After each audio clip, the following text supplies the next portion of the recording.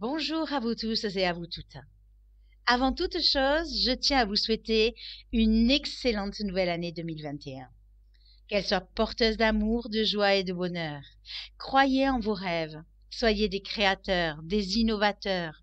N'ayez pas peur de vous démarquer, de prendre des risques, de vous sentir libre intérieurement, de reprendre votre pouvoir, de changer ce qui doit être changé dans vos vies. Et surtout, croyez que tout vous est possible, surtout si vous savez maintenir vos vibrations et une haute vision de vos intentions ou de vos rêves élevés, et ce, quels que soient les aléas de la vie. Sentez-vous libre, heureux, respirez à plein poumon et, surtout, n'oubliez pas de vivre. Ainsi, il se peut que bon nombre d'entre nous ayons fait un bilan de l'année qui vient de s'écouler et que l'on ait pris conscience de ce qui ne nous satisfaisait plus, triant de ce fait ce qui faisait obstacle à notre réalisation et nous séparant de tout l'inutile. Il se peut aussi que l'on ait adopté de nouveaux comportements, que l'on ait pris de nouvelles décisions, que l'on ait modifié notre façon de penser ou que l'on ait changé d'état d'esprit, à moins que l'on ait décidé en notre âme et conscience d'une toute nouvelle direction à prendre. 2020 a été pour beaucoup très lourd, très transformateur, voire destructeur. Derrière chaque événement ou situation, aussi lourd soit-il, cela nous a poussés à nous remodeler, à nous réinventer, à changer nos priorités, à voir les autres comme des parties de nous-mêmes, à prendre soin de notre entourage et pour beaucoup, le cœur a pu s'ouvrir d'une toute autre façon, plus dans la compassion, la bienveillance et l'amour, même si de l'autre côté, on a pu voir la violence et l'agressivité monter en flèche. Quel enseignement la vie vous a-t-elle transmise pendant cette année 2020? Qu'en avez-vous retiré? Qu'avez-vous transformé ou changé? Aujourd'hui, avec ce changement d'énergie grâce à l'entrée de Jupiter et de Saturne en Verseau, c'est en chacun d'entre nous que nous devons réaliser notre capacité à nous recréer, mais surtout à nous libérer des chaînes qui nous retiennent encore dans le passé, quand tout nous pousse à aller de l'avant.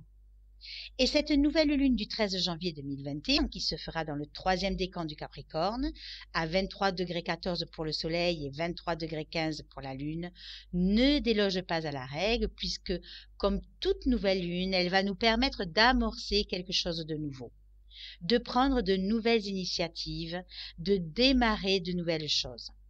D'autant plus qu'elle se fait un jour 13 qui symboliquement annonce la mort d'une partie de soi-même pour renaître transformée. Dans une énergie du jour 1, en additionnant le 13, le 1 et le 2021, ce qui semble-t-il ouvre vraiment la porte à un total renouveau, un nouveau démarrage ou un nouveau commencement. C'est la raison pour laquelle je vous offre la possibilité de vous former à l'astrologie en ce tout début d'année dans des énergies Verseau, liées entre autres à l'astrologie, avec une offre à moins 50% jusqu'au 13 janvier 2021 minuit, lien que vous trouverez en dessous de la vidéo. Voyez-vous, avec la pleine lune en Cancer, en cette fin d'année 2020, on a fait un bilan de l'année qui s'achève et on a lâché pas mal de choses. Aujourd'hui, avec cette nouvelle lune dans ce 23e degré du Capricorne, si on regarde les symboles sabiens, il est dit qu'un soldat reçoit 2 distinctions pour sa bravoure au combat. Cela nous parle donc de notre propre combat, aussi bien intérieur qu'extérieur, celui que l'on a dû affronter tout au long de 2020, à différents niveaux certes, mais qui nous a permis de changer le plomb en or. Et aujourd'hui, cette récompense nous est donnée pour nous être acquittés de notre responsabilité individuelle, mais aussi de notre propre confiance en nous-mêmes. Et que cette récompense se fasse en nouvelle lune, en se donnant nous-mêmes le droit de lâcher ce qui devait être, nous assure une ouverture à de nouvelles possibilités. Ainsi, cette nouvelle lune en Capricorne va se teinter de réalisme et concret, et quelles que soient les directives dont on fait preuve, elles seront certainement précises, judicieuses, de façon à ce que l'ensemble soit constructif et réalisable dans un délai plus ou moins à long terme. Qu'allons-nous donc construire de stable et de durable? Regardez où cette nouvelle lune transite dans votre thème afin de comprendre dans quel domaine de votre vie elle va venir vous solliciter et où vos intentions ou vos rêves ne devraient pas manquer d'ambition. Dans quel domaine vous construisez ou élaborez des plans où rien n'est laissé au hasard, où vous adoptez une certaine patience et où vous vous autodisciplinez, où une part de vous est plus organisée, plus structurée, où vous devriez avoir plus de rigueur, être capable de défier le temps et de produire un raisonnement logique, où vous vous enrichissez d'anciennes connaissances et où vous vous nourrissez intérieurement? Dans quel domaine de votre vie la présence du passé se fait-elle? Dans quel lieu éprouvez-vous le besoin de vous retrouver seul pour réfléchir, pour vous intérioriser et faire de cette introspection une opportunité d'aller à l'essentiel? Mais surtout, dans quel domaine allez-vous chercher à construire votre sécurité intérieure par la compréhension de ce que vous vivez, tout en réfléchissant à là où vous devez aller? Voyez comme cette nouvelle lune est quand même bien plus tonisée, ce qui pourrait bien venir toucher notre sensibilité. Une sensibilité qui pourrait chez certains être assez douloureuse car elle plonge ses racines au plus profond de notre être, là où sommeil, peur, angoisse et pulsion, pressentant comme une sorte de fin de quelque chose, de mort ou de transformation.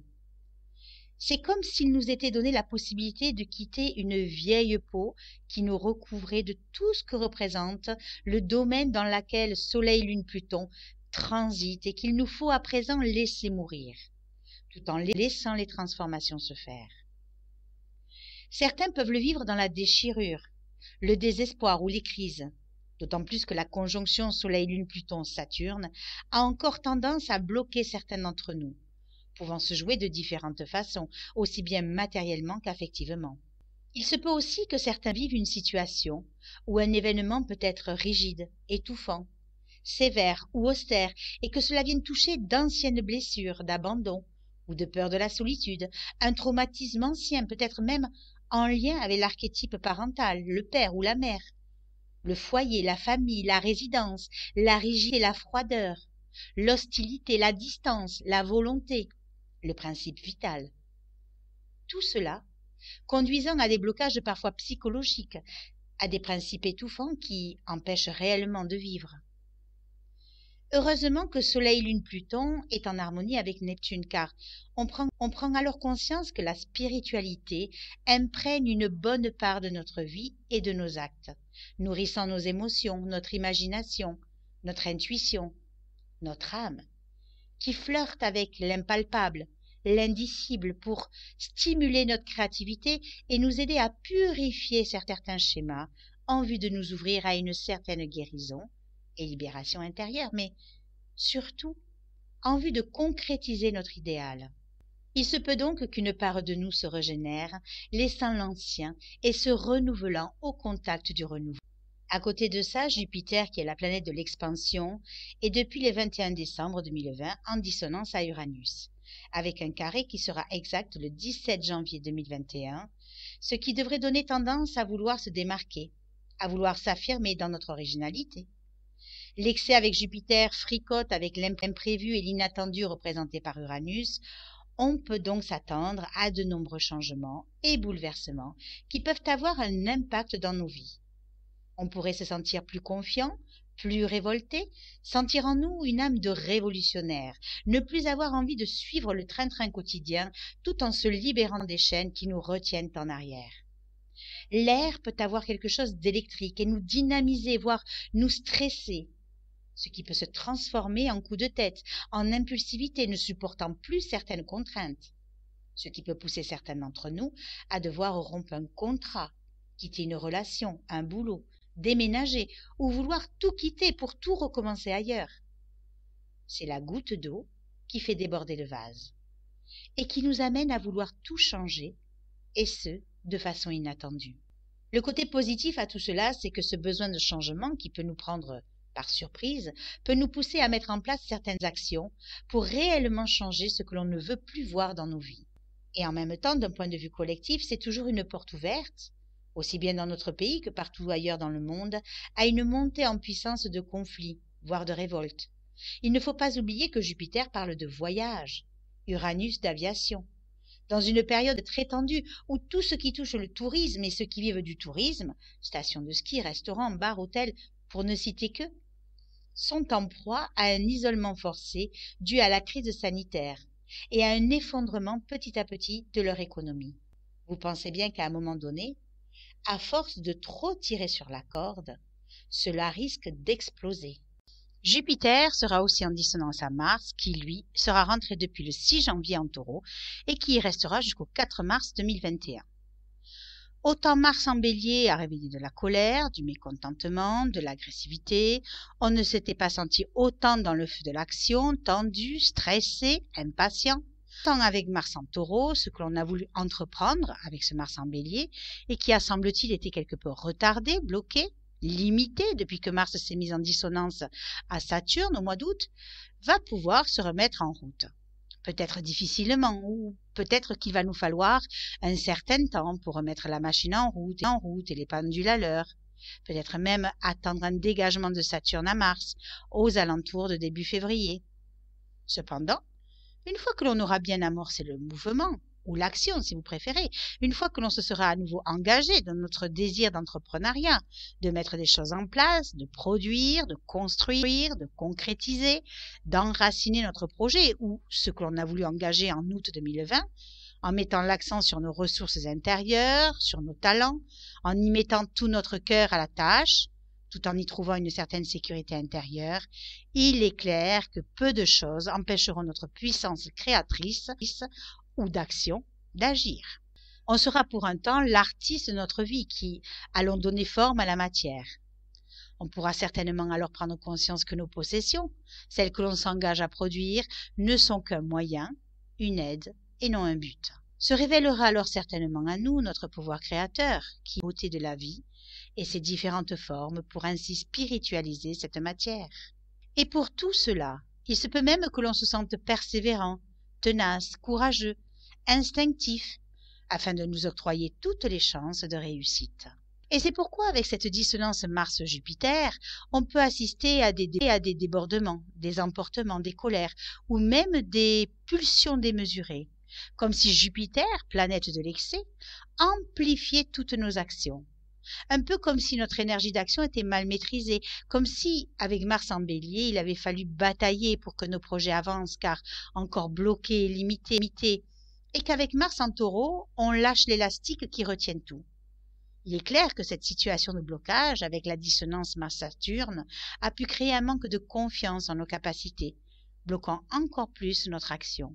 Voyez pour cela l'image de l'élastique tendu qui est lâché et qui se rétracte.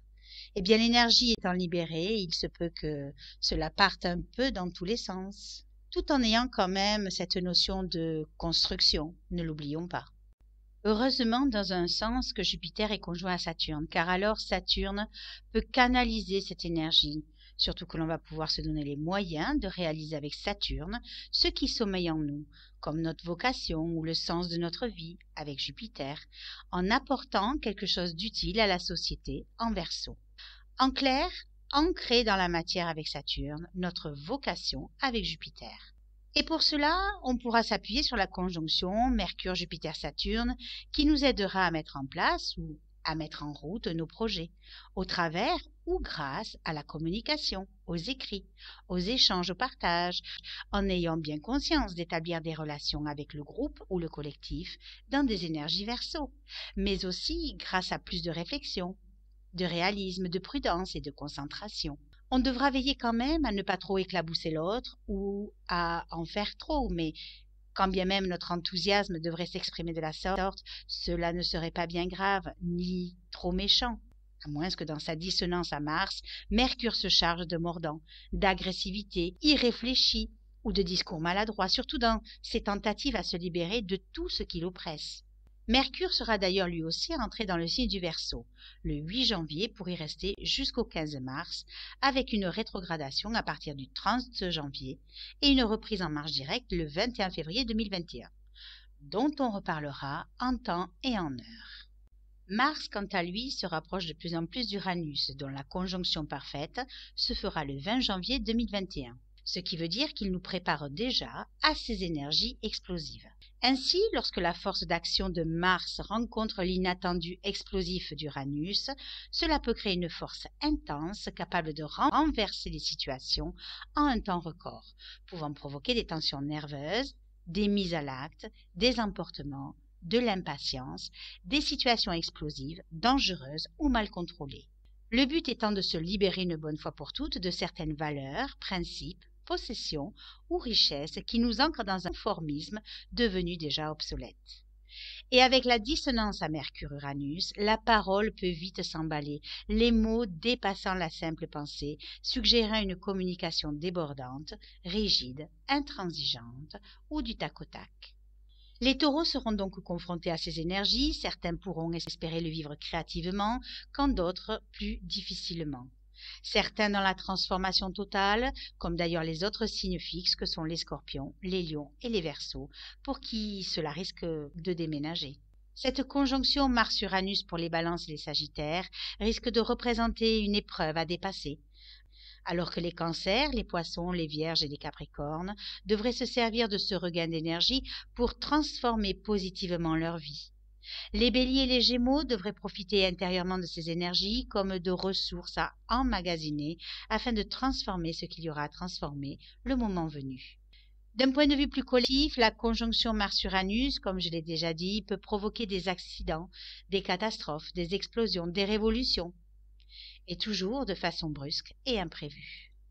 Et enfin, avec Vénus en signe de terre et donc en Capricorne, du 8 janvier au 1er février 2021, Vénus nous permet de garder la tête froide, même si notre sensibilité est bien réelle et parfois impactée, nous plongeant dans plus d'objectivité sur nos diverses relations affectives et amoureuses, sur nos finances, notre bien-être, mais aussi sur nos plaisirs, notre paix intérieure et la beauté de toutes choses.